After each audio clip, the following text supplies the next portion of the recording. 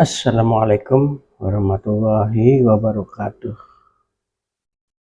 Apa kabar teman-temanku semuanya, subscriber, likers, viewer,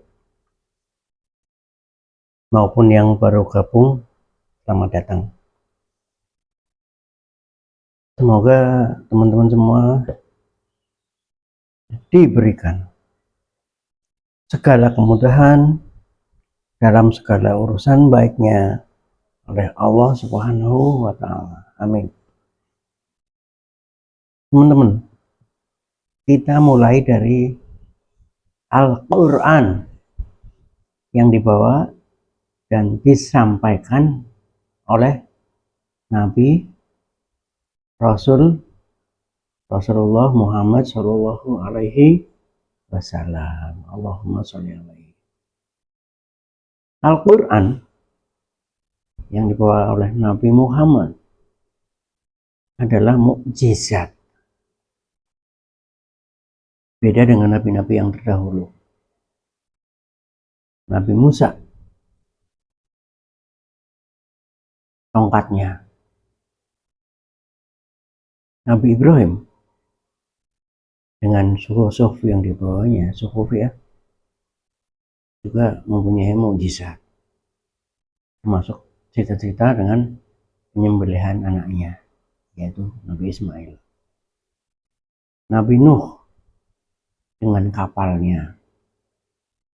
Nabi Daud, walaupun punya kitab Zabur, juga diberi kedikdayaan, kekuatan-kekuatan lahir maupun batinnya. Nabi Isa, walaupun punya Injil, juga diberi keistimewaan bisa bicara saat masih bayi dan menyembuhkan orang-orang yang sakit. Nabi Soleh dengan untanya, Nabi Ayub, Nabi Yahya, Zakaria, semuanya. Tidak ada yang kitab sucinya yang mereka bawa itu dijadikan mukjizat. Tetapi Rasulullah Muhammad SAW itu Al-Quran adalah sebagai mukjizat.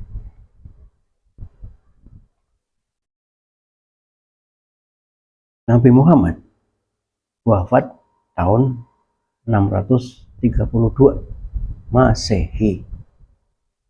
Apabila dihitung sampai hari ini, itu sudah 1393 tahun. Dan Al-Quran ini yang sampai sekarang masih kita bawa, itu masih berlaku, masih digunakan sebagai pedoman kaum muslimin. Belum ada dan memang tidak ada kitab penggantinya, tidak akan pernah ada. Kenapa? Karena Nabi Muhammad adalah Nabi terakhir, khotamun nabiyyin. Khotam itu khatam ya, terakhir. Jadi Nabi yang terakhir. Ada yang unik, hebat. Setelah ada Al-Quran, ada hadis. Setelah ada hadis, ada yang namanya ijma. Setelah ijma, ada yang namanya qiyas. Jadi 1393 tahun hingga hari ini terpelihara apa yang ada di dalam Al-Quran, karena ada penjelasan-penjelasan dan pelengkap dari hadis-hadis. Hadis Nabi. Hadis adalah perbuatan, perkataan yang dilakukan oleh Nabi Muhammad, diabadikan dalam tulisan, namanya hadis. Nah, setelah Nabi wafat,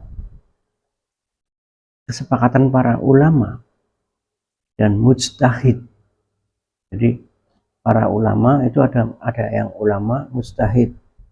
Apa itu mujtahid? Adalah ulama yang ahli hukum. Jadi ulama iya, ahli hukum iya dia. Jadi itu membuat sebuah kesepakatan yang namanya ijma.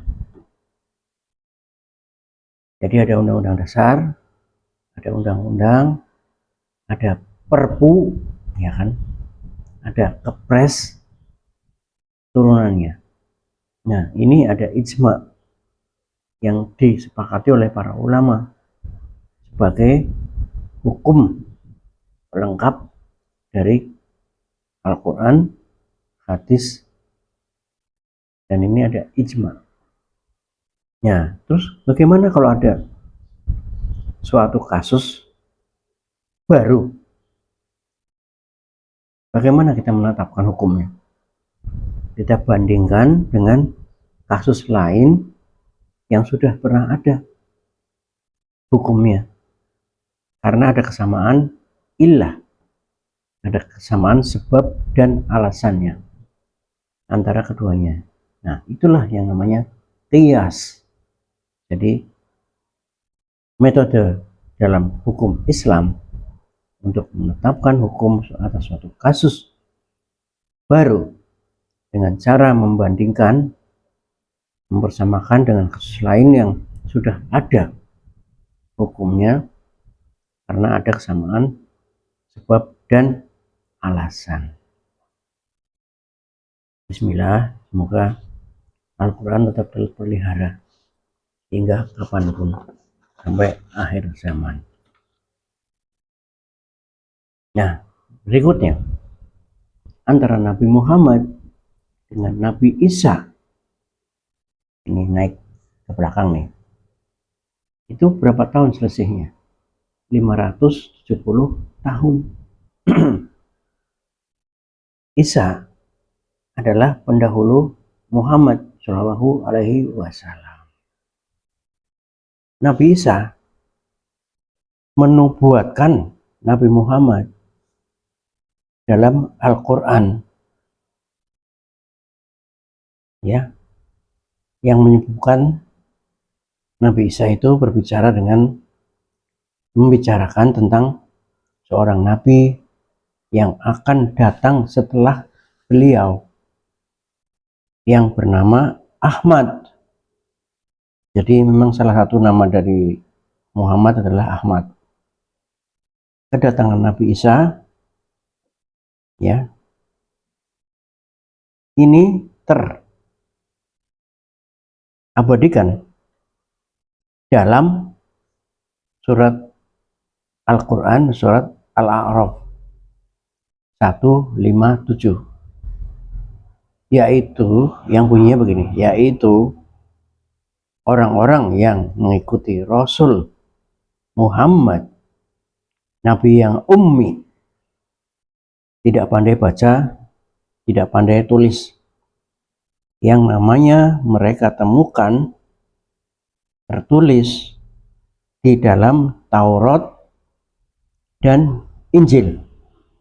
Taurat dan Injil yang ada pada mereka. Dia, maksudnya Muhammad itu, menyuruh mereka pada yang ma'ruf, mencegah dari mungkar, menghalalkan segala yang baik bagi mereka, mengharamkan segala yang buruk bagi mereka, dan membebaskan beban serta belenggu yang ada pada mereka. Adapun orang-orang yang beriman kepadanya, memuliakannya, menolongnya, dan mengikuti cahaya terang yang diturunkan bersamanya. Cahaya terang di sini adalah Al-Quran. Mereka itulah orang-orang yang beruntung. Ini bunyi dari Al-A'raf 157. Nah, artinya apa? Artinya bahwa di dalam Al-Quran sudah dituliskan bahwa nama Muhammad, Nabi Muhammad itu sudah ada di dalam, tertulis di dalam Taurat dan di dalam Injil. Taurat itu zamannya Nabi Musa, Pak. Nabi Musa, Bu. Jadi jauh lagi sebelum Nabi Isa. Musa dan Isa itu 1500 tahun. Jadi Muhammad dengan Isa itu 570 tahun. Nah, Isa ke Musa itu adalah 1500 tahun. Berarti 2000-an tahun. Itu sudah ada nama Muhammad di situ sebelum Nabi Muhammad lahir. Jadi disebutkan dalam Al-A'raf ini bahwa Muhammad itu sudah tertulis di dalam Taurat dan di dalam Injil. Oke? Dan yang ada pada mereka. Kaumnya Nabi Musa sudah tahu. Nabi Musa sudah tahu akan ada Muhammad 2000 tahun lagi. Begitu, teman-teman. Nah, Taurat. Sekarang kita bahas Taurat. Sekelumit aja. Nanti kalau ada waktu sampean panjenengan, bapak-bapak, ibu-ibu, mas-mas, adik-adik, mbak-mbak, itu coba searching aja Taurat isinya apa aja sih gitu. Bukan untuk mengimani. Nah, karena apa yang ada di dalam Taurat itu kan sudah dimasukkan ke dalam Al-Quran. Adakah Nabi Muhammad di dalam Taurat? Pertanyaannya gitu. Potongan dari Taurat bahasa Ibrani gitu. Jadi ini yang nulis ini dia sengaja mengutip bahasa Ibraninya karena dia khawatir banyak terjemahan yang akhirnya melenceng. Jadi dia langsung dari Ibraninya. Bunyinya begini. Hiko mamit takim we kulo Muhammadim zeh dodeh wa zehrae baina Jerusalem. Jadi saya ulang ya, bahasa Ibraninya ini. Hiko, HIKKO, mamit takim, MAMITTAKIM, mamit takim, WE, kullo, ya, KULLO, Muhammadim, ya. Jadi Muhammad tim pakai im gitu. Zeh dodeh wa zehrae baina Jerusalem. Ini ada di dalam kitab Song of Song. Lagu itu Song of Song 5.2.16 Kidung Agung. Jadi Song of Song itu Kidung Agung 5.16. Artinya teramat manis, tutur katanya, ia adalah Muhammadim.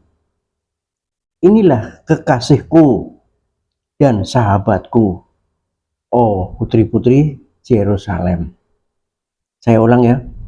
Teramat manis, tutur katanya, ia adalah Muhammadim. Inilah kekasihku dan sahabatku, oh putri-putri Yerusalem. Ini ternyata ada im di belakang Muhammad, itu artinya agung. Jadi kalau disebut Muhammadim adalah Muhammad yang agung. Jadi clear ya. Jadi memang kita sudah cross check, di Quran menyebutkan di Taurat ada nama Muhammad, dan kita inceng isi Tauratnya dengan bahasa Ibrani yang asli, itu ada disebut Muhammadim, yaitu Muhammad yang agung. Taurat. Jadi teman-teman, untuk sementara itu dulu yang bisa saya sampaikan. Jadi Al-Quran, mudah-mudahan kita dengan ini kita menambah secercah, sekelumit untuk meneguhkan keyakinan kita, meneguhkan keyakinan kita akan Rasulullah Muhammad Shallallahu Alaihi Wasallam dan kitab yang dibawa serta kemurnian isinya. Semoga bermanfaat. Assalamualaikum warahmatullahi wabarakatuh.